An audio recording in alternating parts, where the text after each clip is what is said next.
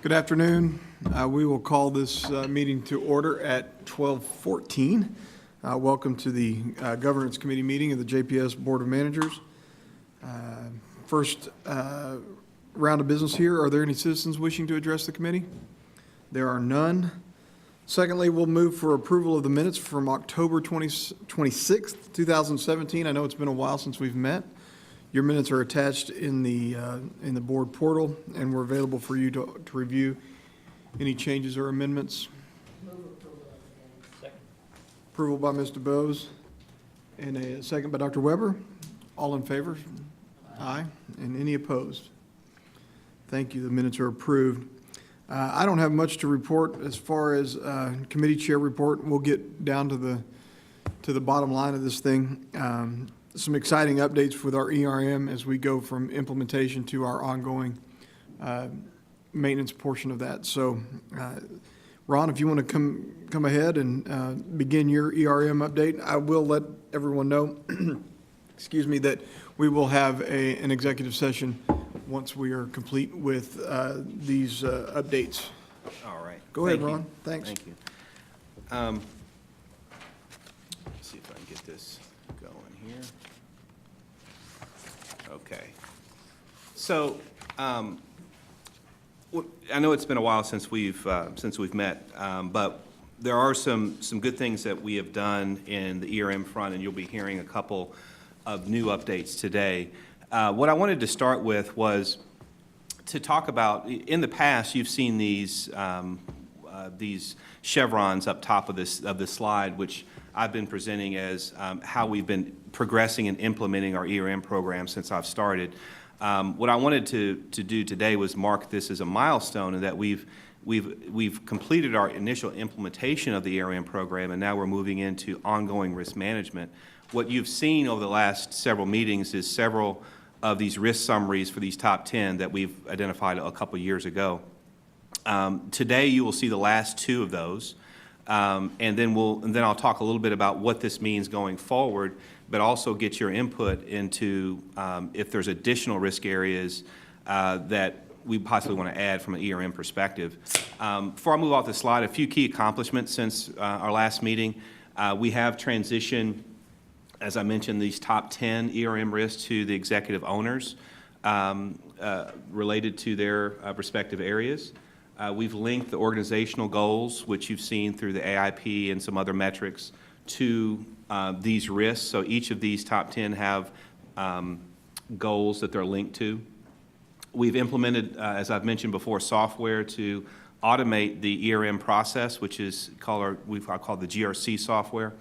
And then we've aligned ERM with the JPS strategic processes. So as a reminder, those strategic processes are some ongoing organizational committees in data governance, strategic operations, and project governance. And so ERM is incorporated in each of those. In terms of what the ongoing process will look like, one of the things I've mentioned to the committee was that in order to have a sustainable program, you have to follow an established framework, and there's a lot of frameworks out there. The graphic that you see on this slide is the ASHRAM framework, the American Society of Healthcare Risk Management. I like it because it's very clean, it's clear, and it's concise. And many of these frameworks are very cumbersome. And so what we'll do going forward is develop a kind of follow this process of identification, assessment, response, and evaluation across our ERM program. And so what you'll see is something different than you've seen before. Obviously, we've focused on these top 10, and you've seen summaries of those, and you'll see the last two here today. But one of the things that we'll do ongoing that you'll see is that we'll have goals around our program to enhance that as we move through greater maturity. And so the goals for this year under each of these are, one is that if y'all recall 2 years ago, we started this whole journey with an identification of around 50 or so overall risks that we call our risk inventory or risk universe. And then from those 50, we had various meetings that got to the 10 that we've looked at over the last year or so. Well, we know more now than we did before, and so it's time to refresh that a little bit And so I'll be presenting to you a kind of a refreshed risk inventory, but I'll also be reaching out to each of the board members on, to have individual meetings on where each of you are in terms of, are we focusing on the right things? Is what we're seeing and presenting with ERM what you intended? And are there potentially any additional risks to add that we want to focus on? Well, that's what number 2 represents, is updating the ERM assessment. That's a part of that update. Number 3 is developing the risk profiles for those new key risk areas. And number 4, which is the providing ongoing status reports. And so, as you recall, every one of these meetings we've had one of the 10 being focused and highlighted. But now that we've done that, what my plan is to have a one-page view, so that you can see all 10 of those all in a one-page view. I'll try not to make it too busy, but also because we now need to know how the organization is doing. Now that we presented all these, how the organization is doing in mitigating the risk around each of these 10. And so there will be updates around a kind of a dashboard view. We're going to be using our new tools that I mentioned before to try to do that. And so that will be one of the goals for this year. I'd obviously certainly like your feedback to see if it meets your expectations as well. And then also quantifying the risk management process.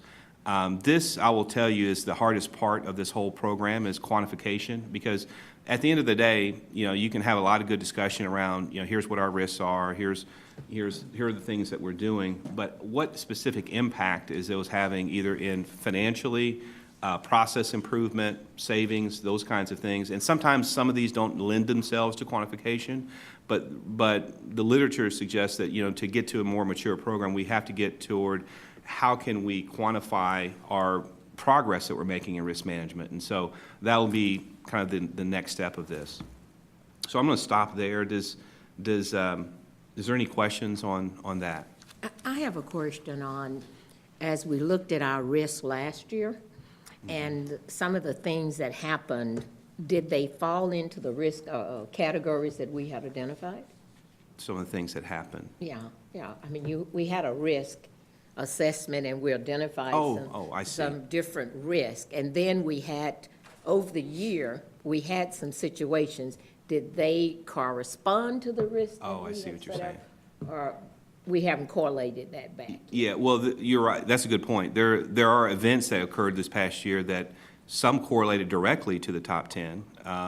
Without going into too much detail, we'll take clinical quality as an example. One of the, as a board, many of you have, been getting updates on the clinical quality metrics. And then I know in closed session for the quality committee, you talk about events that happen, patient events and safety events. And so, and I know we have changing leadership with quality, but one of the things when Dr. Rosini was here, and now post with Mona and others, is how do we incorporate what we know? This is your point, I think. How do we incorporate what has occurred and what we know into our risk management process? Now, I'll be honest with you, I think we can have more work to do there. And I think that there's also some areas outside of those 10 that occurred. So I'll give it a good example here right now today. Is I talked to Melinda and David, for example, about just all the things that you're hearing about cyber risk, right? Cybersecurity in particular. It's in terms of, the healthcare data has a very high street value to it if it's stolen, more so than a credit card. And we have talked around security in terms of some of these updates, but and I know David and Melinda are here, but what we discussed is that we think that maybe cybersecurity possibly should be elevated to an ERM area of focus as an organization, because as the industry, it's not to say that it's a burning platform that we don't have controls, but as an industry, it should be an area of focus. And I was going to bring that before you all. I don't have a slide on that today, but that's an example of something that fell outside potentially. Well, I hope when you update us in our future meetings, I would like to see more of, when we do a risk assessment, are we really identifying those high risk? I know we can always time back into the 4-8 boxes. They always would fit in there. Mm-hmm. But as a part of our risk assessment, did we identify that under that box? Mm-hmm. because certain things happen over the year, I would believe that that would be something that should have been identified as a high-risk area. And was our risk assessment valid? Maybe that's a good way to Sure, say it. well, and I think the risk assessment's always valid, and it's always, too, it's an evolution, so it's Yeah. going to change and fluctuate, certainly as the various risks that are unknown that are out there every day, you know. I want us to be Computers, able for to- yeah. example, that security changes every day because they find better ways to get the data. Yeah. The other deal is, I think Ron can better address that stuff when he reaches out to everybody individually, making sure that we're on the right track, that we can make sure that. Yeah, it but no, fits your those point's pillars. well taken. I think it's our best guess in terms of when you do a risk assessment, but it's how do you tie back what we actually know to what we assessed, right? Okay. Or actually what end up What falling end out up, and happening. end up happening, yeah. Exactly. So what I'm going to transition into now is these are the 10 that we've been working with for the past year. And authority and accountability and strategic partnerships are the last two that have not been presented yet. And so I'm going to start with Pia. If Pia could come up, we'll start with authority and accountability.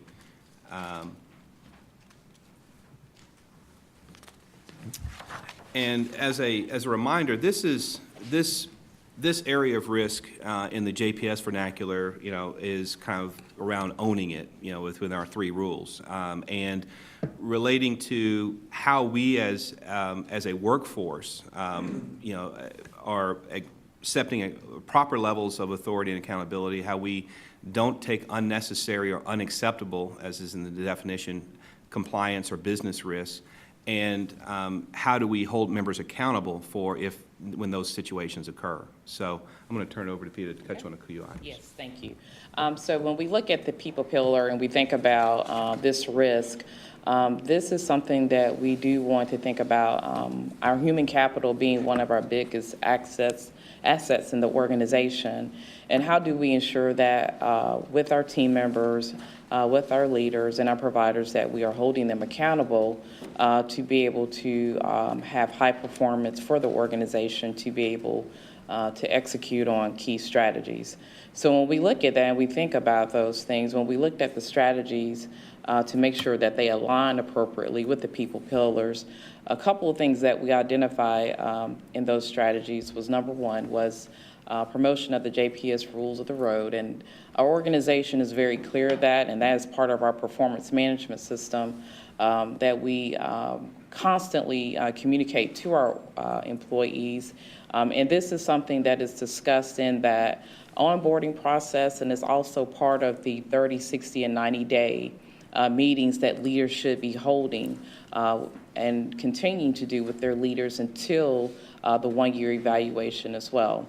When we think about the key pieces with this, with our performance management system, we want to make sure that we have a lucrative system where we can be able to provide feedback to our team members as well as our leaders, to make sure that our leaders have the tools necessary to provide that feedback. So with that, we have instilled in that system that 30, 60, 90-day, ensuring that the leader is sitting in front of the employee, making it two-way communication to provide that feedback. And that's a time, too, where the team member is giving us feedback as well as giving feedback to ensure that these individuals are the right fit for the organization. For the organization as well, we do have leadership acceleration programs. We implemented one probably about 3 years ago, and that has been a complete success for the organization, where we have provided tools necessary for leaders to understand what is employee relations, what are the laws that they need to follow day to day, to make sure that we are providing positive employee relations, and what are some key things to assist them in being successful, to make sure that we have an engaged workforce. And with our leadership program too, as well with this is something that has been great, and we designed that process for leaders that have graduated from the Leadership Academy 1 into the 2, and they can do that at their own time, but it's great and it's advanced, and it provides them different tools to be able to take back into their workplace to implement day to day. As we communicate to the organization, you know, we have great engagement programs. We do so many great things for our employees, but that key measure is when they're in the department each and every day. What experience is the leader providing to the employee to make sure that they're having a good employee experience? And also, too, to ensure that with our employees, too, that they have a key understanding of what their essential functions are day to day in their roles. With our employees, when they know what the expectations are, how those are set, they have seamless performance, and that's when they have the ability to perform at a standard and being able to execute on metrics that are needed for us to be a successful organization. Also, with that is just a high piece of engagement. And when we think about our employee engagement survey and all the great things that we have done as an organization, the engagement survey is a tool that we like to utilize to ensure that we're hearing from our team members, that the organization has the ability to provide feedback. And again, it's about that two-way communication so that we can be able to focus on what we need to do as an organization to stay an engaged workforce so that we can continue to go for recognition such as Modern Healthcare, DFW Best Places to Work. So when we think about this strategy and think about the risks that we need to do day to day, to make sure that leaders are held accountable, that team members are held accountable as well. We want to think about what are those key tools, and these are the tools and strategies that we wanted to focus on to be able to implement day to day for the organization to be successful with our team members. Yeah. Are there? And I'll just add, I know that we partner greatly with HR, compliance does, to when we come across either hotline calls or other matters that many of them are HR related, but the purpose of the hotline in the first place is to give people an anonymous way of reporting issues without a fear of retaliation, and those would be investigated in a confidential and appropriate way. And so that's all a part of the authority accountability piece as well. Questions? Anybody have any questions? Okay. Thank you. Thank you. Good job, Pia, thank you. Thank you.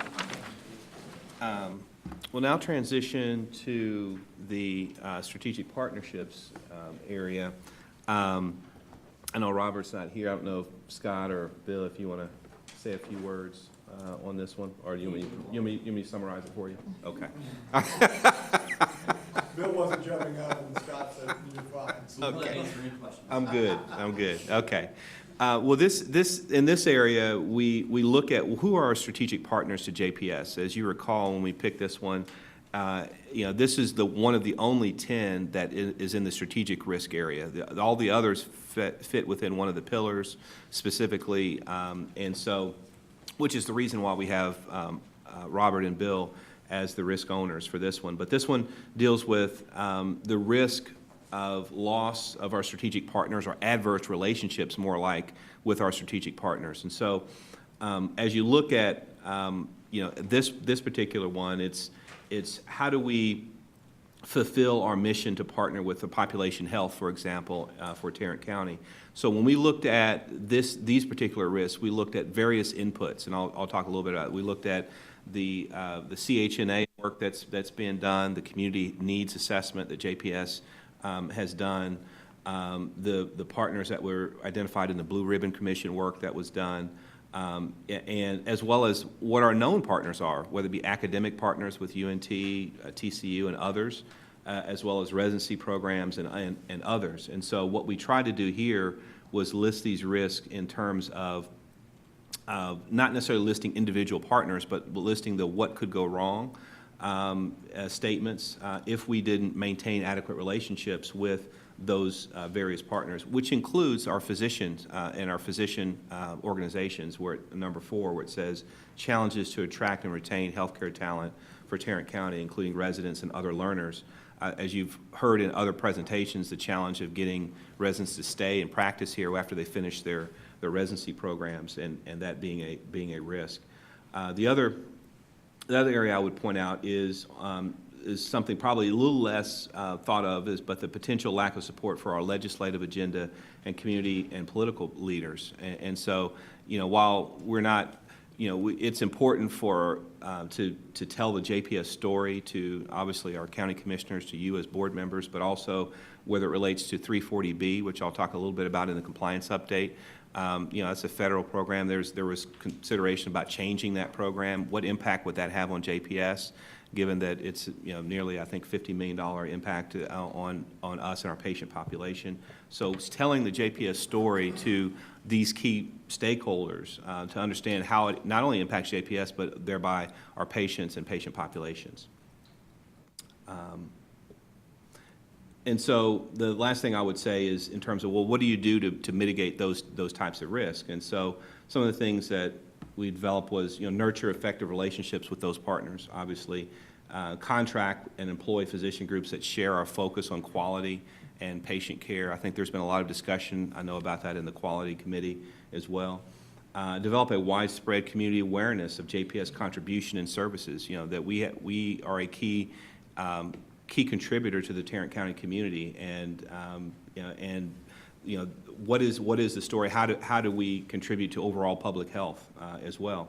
And then also engage the community-wide population health, and this has been a long-standing discussion in terms of how do we get people to have care at the right place at the right time in the right setting, and being able to do that for the community that we serve. So.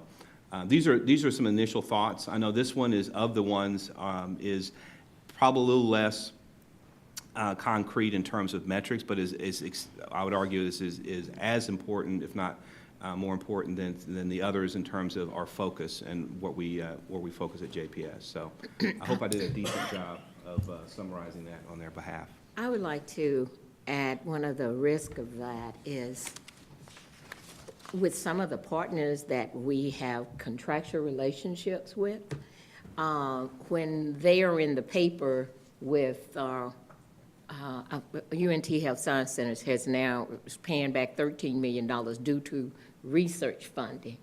How does that tie into us, since we now have our IRB over there and they are coordinating that? So that's a new program, which I would expect it should be a risk to us if they are managing research and they are being required to pay back research dollars, and we now have them doing our RRB. What impact does that have on JPS? Right, that we should. What is happening with that? Well, the UNT Health Science Center have been fined and have to pay back $13 million due to research funds.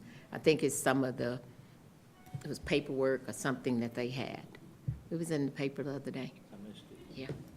Yeah. Mm-hmm. So Okay, that's a fair point. That's one of those that you have partners, when they are in something come out, how will we track and stay on top of that? Especially since we are, that's research is what we are doing with them. Okay. Mm-hmm. Okay, it's a fair Ron, point. what's the risk maturity scale? I mean, it obviously managed is probably the best case scenario, but and Yes. on the maturity on the people pillar here is the risk definition that PIA did was defined. Yes. What's kind of, I don't remember the Yes. stages of the. Yes, no, that's a good point, because it's been a while since I've shown that scale, but there's five levels of maturity on the maturity scale, and we chose to go this way as opposed to do high, medium, and low, because all of these would be high if you did that. Right. And so, you're going to test my memory. So you're going to start with item 1, which is ad hoc. What's that? Yeah, right, exactly. You can start with level 1, which is ad hoc, which show you don't have any processes in place. There's no systems in place. Level 2 is repeatable. So you have some processes in place and they are repeatable, but they're not hardwired yet in the organization. And so, obviously it's better than being ad hoc and chaotic. The third level is defined. And so you have defined processes, policies, procedures. You have people in place that are trained that help you, to adhere to those processes. The fourth level is managed. Managed is where you actually, in many cases, most organizations, and this is a model called the capability maturity model that was used in IT for many years, and it's moved into risk management. But the managed level, the fourth level, is where you do have hardwired processes, you do have controls in place, and in many cases, many processes and organizations aspire just to the managed level, because when you get to the fifth level, which is optimized, optimized tends to be best practice and leading practice, however you want to call it, of a particular area. To get to optimized or leading practice obviously involves a lot of investment, a lot of time and effort and commitment, controls and other things. And in some cases, the risk reward of getting to optimize may not be worth the effort in some cases. So sometimes when you, as risk-oriented discussions, when you put a scale on a chart and you see the top one that says optimize, well, obviously we need, everything needs to be optimized, but that doesn't necessarily is not necessarily the case. Okay. Does that help? Thank you very much. Anybody have any other questions regarding the assessments? All right, you want to move to compliance? So one last comment before we sorry. move to compliance. So going forward, what you'll see, as I mentioned, is we're going to create a new dashboard that you haven't seen yet. We're developing it, and so I'll be working on that. The other thing that I'm looking at doing is benchmarking, getting benchmarking data, because many of you have asked me before is kind of how do we stand relative to other similar hospitals or other safety net hospitals or other organizations that do ERM. There's not a lot of data out there, but there are some assessments. For example, Milliman, who also does our inpatient versus observation criteria, they have a risk advisory tool that's free, and they do a self-assessment of your ERM program. And so I did that, and it's on a 1 to 10 scale based upon their level of maturity. And we came out based upon the self-assessment as a 5 out of 10, which isn't too bad, but it means we have work to do. The benchmarking companies that participated in that particular survey, most of them were banks, most of them were financial services organizations, because banking probably of all industries has the most robust enterprise risk management for many obvious reasons. I'm sure, Charlie, you can relate to that. But for healthcare, only 6% in that particular tool of the organizations were healthcare related. And so I'm going to continue to kind of search for other tools and mechanisms to find benchmarking data so that we can not only do a baseline with what we've been talking about, but also look at industry data. Well, this committee grades on the curve, so Yeah. your 5's probably a 7. Yeah, but what I would say is that the benchmark for that particular survey was a 3. So we're a couple of notches above the benchmark, mainly because we meet so often as a group. So the governance committee meets every other month. Most organizations don't present risk data, but twice a year or something of that nature. So by the fact that we have this in place, it's given us credit for that. So Very good. all right. So Anything else regarding ERM? no. All right, that's it. compliance. Thank you. All right. This is a video, right? Just about, yes. Okay. So, and we're going to play a brief video The sound this time. of the. This is. I wasn't Ron going. promised that he would have sound today. Yes. So this is the OIG's year in review for 2017. It's a brief 2-minute video, and I thought it would be a good summary as opposed to me picking out certain highlights. So we'll go ahead and.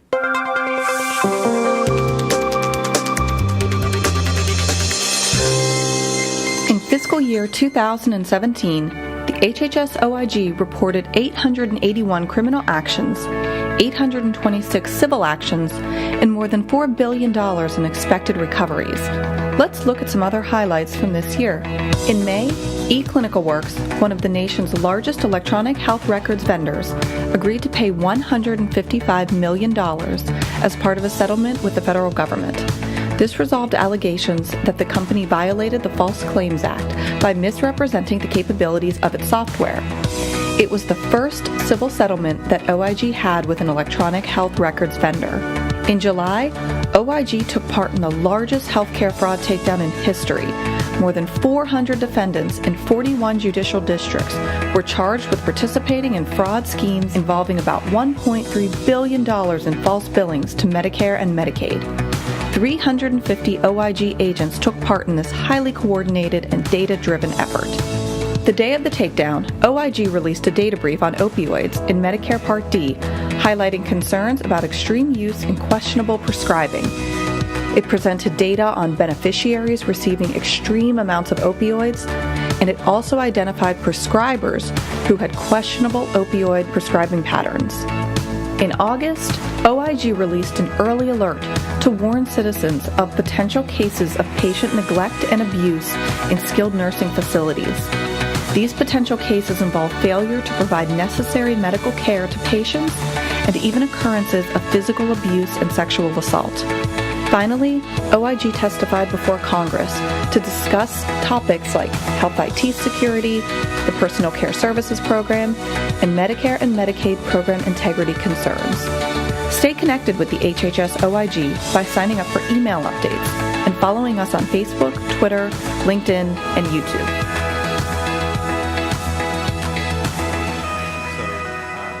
As you can see, the government is very proud to point out how many people they've arrested and how many people have been charged.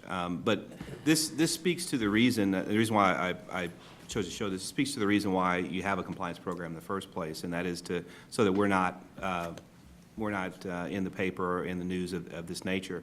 What I will also say is that one of the two or three of the things that were mentioned in that highlight that OIG chose to highlight are several of the things that we've focused on in terms of our compliance work plan for this year.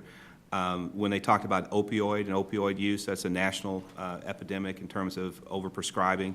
One of the things, not necessarily in compliance, but that Michelle, as you recall, talked about was our controlled substances audit that was done this past year, given that level of risk, and that she actually has a follow-up on that here a little later.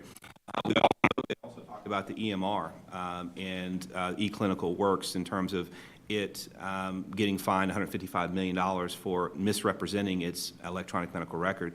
That misrepresentation specifically related to meaningful use and them making false statements on their meaningful use application. And as you know, all hospitals that implement medical records and demonstrate meaningful use have received monies for the last several years. And so what the government is saying is those applications are federal applications, and so those dollars, they consider those to be federal payments, just like Medicare and Medicaid patient service payments. And so by misrepresenting on that application, that's considered to be a false claim. And that's how they're going after organizations, and that's the avenue that they went there. And so I know in our case, I know we have David and Melinda here both, but I know we have a pretty strict process in what our application process for meaningful use dollars is. Compliance has always thought that the government would eventually get to this point, and now that they are, because this is pretty large dollars that are being paid to organizations for EMR. So in terms of key compliance program updates, a few very positive things are happening. We have a new team member in compliance. It's a 340B compliance analyst. Our prior person had left the organization. This person, her name is Audrey Williams, comes to us from another safety net hospital in Mississippi. She was the 340B leader for that organization. She also went through a HRSA audit, which is, we're in the window of having a HRSA audit to look at our 340B program. So we're really happy to have her join our team with her expertise. What is it, HRSA? What's that? What does HRSA mean? Oh, that's the regulator. So that's the health. You test my memory again, but basically HRSA is the regulator for 340B. Yeah.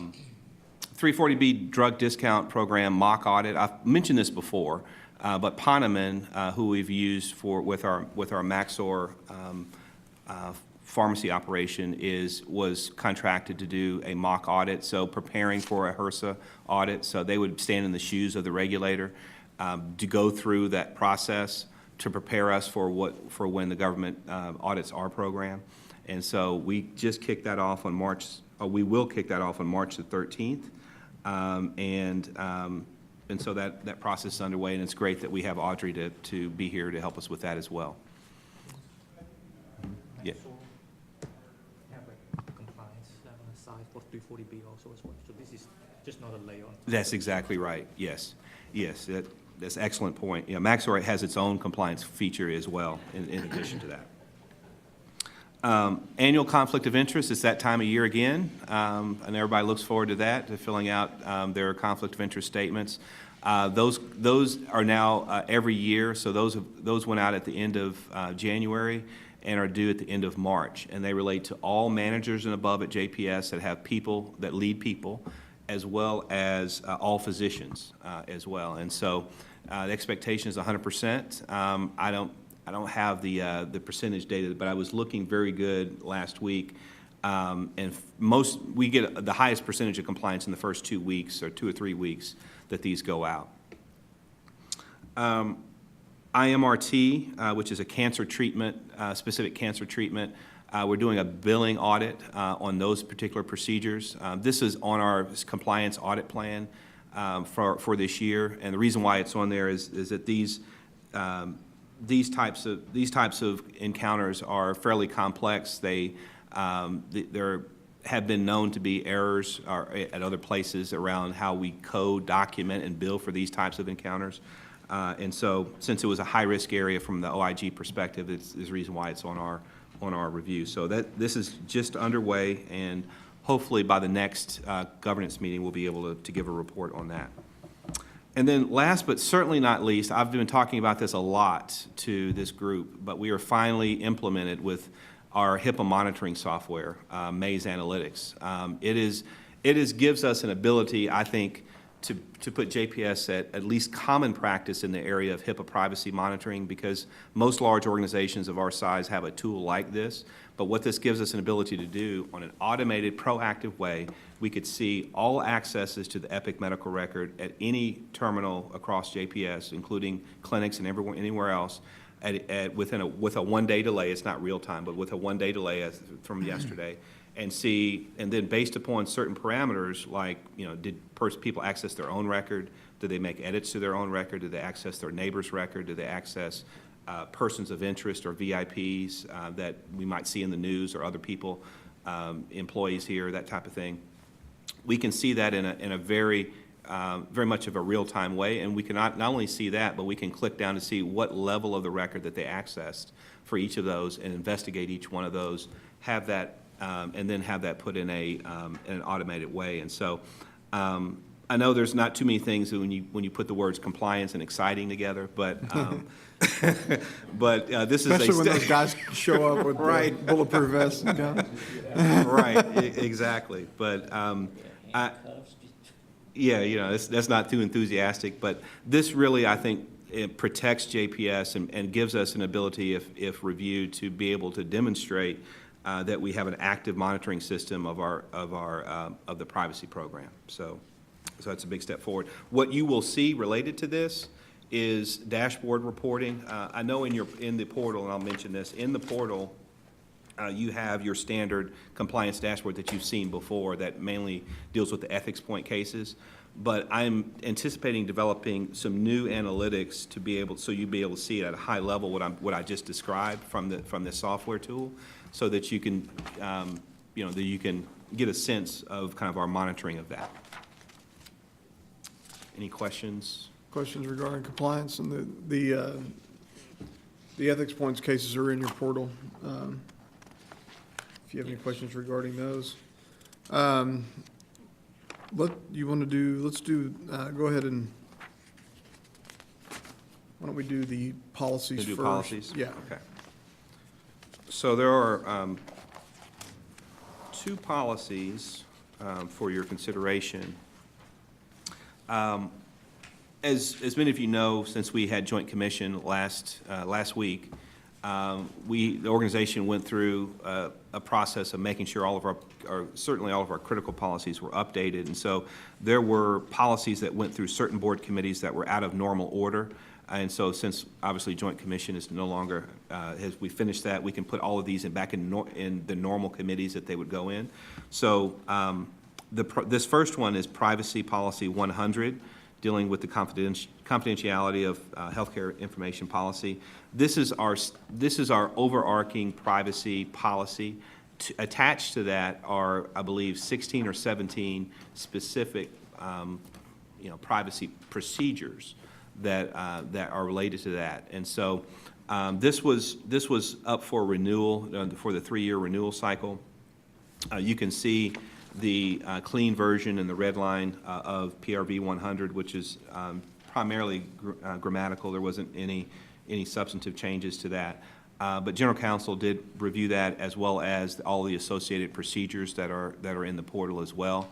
And so, again, this was up because it was it met the time frame allowed. I don't know, Corey, did you want to say anything more on that?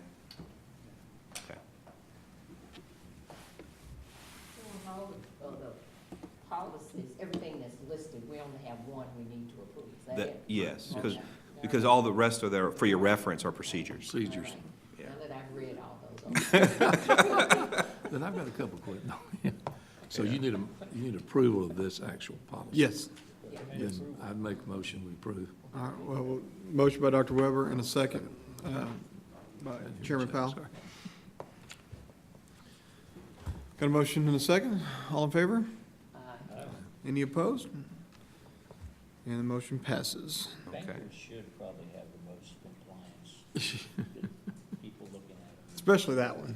Yeah. I appreciate Ron's comments about my profession. I've been doing it for 30 years, not saying I'm very good at it. But the reality is, I'm never there anymore. I'm over here. So I'm very concerned about the policy over here too, Chuck. Thanks, Ron. Yeah, sure. The next one is LD 1000, Orientation and Continuing Education. This one is recommended for archival.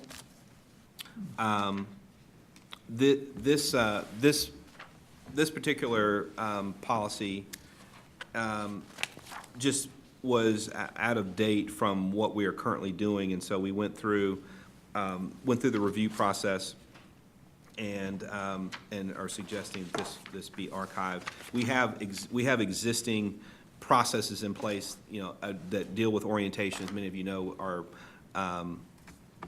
our orientation, for Board of Managers, senior management, and leaders of the organized medical staff kind of take place in separate kind of categories. And so this one is recommended for archival. So what is the policy that replaces all of this? That was a question I had. I know you're archiving this, but you said there's an overall arching one. What number is that? Because I didn't see it in here. Well, there is an overall process for each of those 3 categories of orientation. So Board of Managers, senior management, and leaders. I'll have to look and see. I didn't see that. Okay. See if there was another policy that this is replacing. I would ask that if you archive something, it had to be replaced with something. And so I wanted to see what that new was. You pulled all those into one something. Mm-hmm. And so that was what I was looking for. Okay. I tell you what, why don't we Or table outline the this? procedures in which those 3, Yes, and where they actually take place. yeah. Why don't we bring this one back up for the next time? I will find out which ones that they replace. Right. And then we can have a better discussion, if Okay. you're okay with that, Mr. Chair. Okay. Would we want to do that, or in order to keep it on our next agenda, would you like to just forward this to the whole board at the next meeting, or table it all together? For what is replacing? Yeah, well, would you rather bring this up to the entire board and keep it on the next board agenda? Or if Oh, it's I nothing see. pressing, just we can wait and table it and hit it later? Yeah, it's not necessarily urgent necessarily, so. Well, then we'll table item, I was taking, Chairman, I appreciate it coming back through since it's Yeah. a true policy and procedure, I assume it come through this committee, so it then gets recommended or approved, and then goes on to the full board. Yeah. And I think the comment Dorothy's making, and I'm not putting words in, I think when we see something that's doing away with us continuing education, doing those things, I want to make sure we're not sending the wrong message. Yeah, Right. We don't think we need training, or we don't think we need to do anything Right. else. I think somewhere within the system, Ron, there's probably how we go about requesting if we want to go to something, attend something, that type of thing. So, Okay. Yeah. Yeah. I So think bringing it back through the. Through normal order, yeah. Yeah. Okay, We will table item C2 to a later date. okay. Thank you. Does that need action, does it? No, okay. All right, thank you, Ron. Uh-huh, Good thank deal. you. Yay! Thank you, Ron. I promised a full February, Uh-oh, and Michelle's delivered. Michelle's here. It's been a minute, I'll tell you. I haven't missed it, though, I will admit. Where are we? Oh, I'm sorry. On the guy there. Yeah. So I have a really short open session today. This is my only slide. Since the beginning of, fiscal 18, internal audit has had its hands in about 9 projects, unique projects. 3 are brand new and 6 are follow-up, as you can see on the screen. You can see the project names and the status. Project names are pretty self-explanatory. So unless there's any questions on this slide, this is all I have for the open session. Okay. Any questions before we adjourn to close? No, my question is for closed. All right. Being so, we'll move to closed session at 1 o'clock.